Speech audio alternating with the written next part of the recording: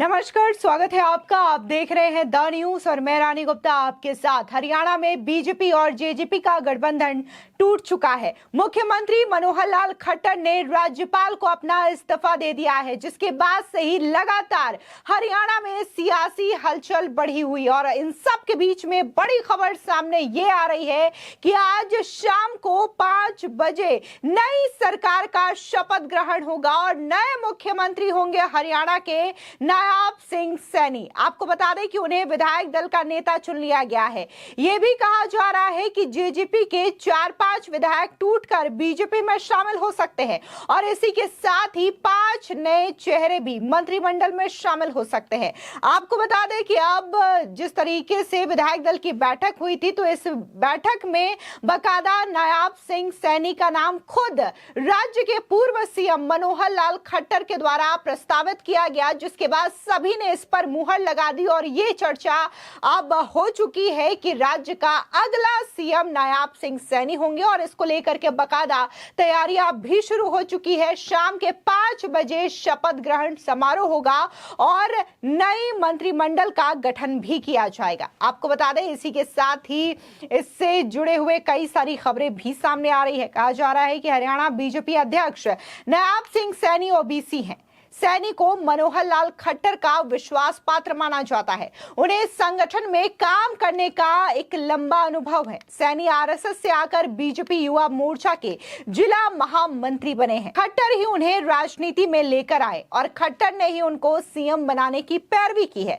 बता दें कि 54 साल के नायाब सिंह सैनी अंबाला जिले के नारायणगढ़ विधानसभा के गांव मिर्जापुर के रहने वाले हैं। उन्होंने मेरठ के चौधरी चरण सिंह विश्वविद्यालय से एलएलबी की पढ़ाई की है। वो किसान परिवार से ताल्लुक रखते हैं। साल 2014 में पहली बार जिला अंबाला की नारायणगढ़ विधानसभा से विधायक बने थे, जिसके बाद साल 2019 लोकसभा चुनाव लड़ा था, जहां अपने निकटतम प्रतिद्वंदी कांग्रेस के प्रत्याशी निर्मल सिंह को 3,84,591 वोटों से हराकर विजय हासिल की थी, जिसमें नायाब सिंह सैनी को 6,88,629 वोट मिले थे। वहीं निर्मल सिंह को 3,84,591 वोट मिले थे। आपको बता दें, वहीं लगातार जिस तरीके से मंगलवार को सुबह से ही हरियाणा में सियासी हलचल बढ़ी हुई है, तो इसको लेकर के कांग्रेस भी पूरी तरीके से सख्ते में है। दरअसल कांग्रेस पार्टी ने अपने हरियाणा के तमाम विधायकों को दिल्ली तलब कर लिया है, यानी कि उन्हें दिल्ली बुलाया है। उन्हें भी टूट की आशंका सता रही है। इस बीच कहा जा रहा है कि जेजेपी के 4 से 5 विधायक हैं जो कि लगातार बीजेपी के संपर्क में बने हैं, तो वहीं एक निर्दलीय विधायक गोपाल कांडा भी बीजेपी के संपर्क में है। बता दें कि जेजेपी और बीजेपी का गठबंधन लगभग टूट चुका है और इस टूट की खबर को लेकर के कई सारी सूत्रों के हवाले से खबर सामने आ रही है, जिसमें कहा जा रहा है कि बीजेपी दुष्यंत चौटाला को बर्खास्त नहीं करना चाहती थी। इसमें गलत राजनीतिक संदेश जाता है, इसलिए पूरी कैबिनेट का इस्तीफा हुआ है। एक बार फिर कैबिनेट का गठन होगा और 1-2 पुराने मंत्रियों की छुट्टी हो सकती है।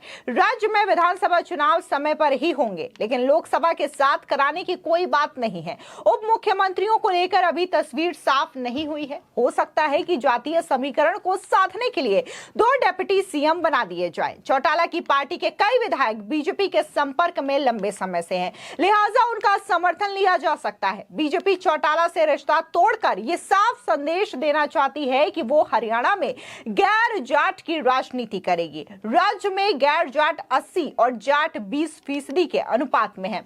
दुष्यंत के अलग चुनाव लड़ने से जाट वोटों में सेंध पड़ती है और इससे जाट एक तरफ भूपेंद्र हुड्डा की अगुवाई वाली कांग्रेस को नहीं मिलेगी। इसमें बीजेपी को कुछ सीटों पर फायदा हो सकता है। चौधरी वीरेंद्र सिंह के बेटे और हिसार से बीजेपी सांसद ब्रिजेंद्र चौधरी के कांग्रेस में जाने को भी बीजेपी की गैर जाट राजनीति से जोड़कर देखा जा रहा है।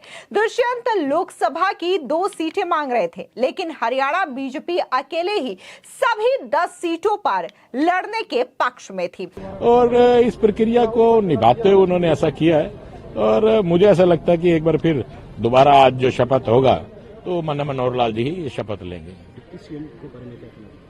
देखिए, ये ऊपर वालों का आपसी जो भी रहा होगा, मैं उसमें कुछ कहना नहीं चाहता। जिस वजह से गठबंधन टूटा है, क्योंकि ये आपसी, ये कहूंगा जो आला कमान है उनका अपना फैसला है और इस फैसले को देखते हुए हम उनको स्वीकार करते हैं। पर्यवेक्षक आ रहे हैं तो उनकी कैसे भूमिका होगी? देखिए, पर्यवेक्षक आ रहे हैं और पर्यवेक्षक अगर हमसे पूछेंगे तो हमारा मत तो माननीय मनोहर लाल जी के साथ है और मेरा मानना है तीसरी बार मनोहर लाल जी अब शपथ लेंगे और चौथी बार विधानसभा चुनाव के बाद शपथ लेंगे, यह गारंटीड है। क्योंकि लोकसभा चुनाव आने वाले हैं। जी, लोकसभा चुनाव आ रहे हैं और माननीय मनोहर लाल जी ने ये कहा था कि हम 10 की 10 सीट माननीय मोदी साहब की झोली में डालने का काम करेंगे और ये सत्य है कि 10 की 10 सीटें हरियाणा में जीतकर हम मोदी साहब की झोली में डालने का काम करेंगे। नमस्कार। आपको बता दें कि हरियाणा में विधानसभा की कुल 90 सीटें हैं। इन 90 सीटों में से 41 बीजेपी के पास है, वहीं 30 सीटें कांग्रेस, 10 सीटें इंडियन नेशनल लोक दल, 1 हरियाणा लोकहित पार्टी और 6 निर्दलीय के पास है। हरियाणा में बहुमत के लिए 46 विधायक चाहिए। हरियाणा में बीते 2019 विधानसभा चुनाव में बीजेपी ने जेजेपी के साथ मिलकर गठबंधन की सरकार बनाई थी। उस चुनाव में बीजेपी को 41 जबकि जेजेपी को 10 सीटें मिली थी। हरियाणा में इसी साल विधानसभा चुनाव भी होने हैं। लोकसभा चुनाव के बाद अक्टूबर नवंबर में यहां विधानसभा चुनाव हो सकते हैं। 90 सीटों वाली विधानसभा में बहुमत का आंकड़ा 46 है। पिछले चुनाव में किसी पार्टी को बहुमत नहीं मिला था। 41 सीटों के साथ बीजेपी सबसे बड़ी पार्टी बनी थी। इसके बाद दुष्यंत चौटाला की जननायक जनता पार्टी यानी कि जेजेपी के समर्थन से सरकार बनी थी। इस सरकार में मनोहर लाल खट्टर सीएम और दुष्यंत चौटाला डिप्टी सीएम बनाए गए थे। लगभग 4 साल तक गठबंधन में सरकार चलाने के बाद अब दोनों पार्टियां अलग हो चुकी हैं और जिस तरीके से जेजेपी यहां पर सीट को लेकर के डिमांड कर रही थी लोकसभा चुनाव को लेकर के, इसी के तौर पर यह गठबंधन टूटा है क्योंकि बीजेपी और जेजेपी में यह सहमति नहीं बन पा रही थी, जिसके बाद से ही सुबह से ही देखने को मिलता है कि कैसे हरियाणा में सियासी उठापटक का सिलसिला शुरू हो जाता है।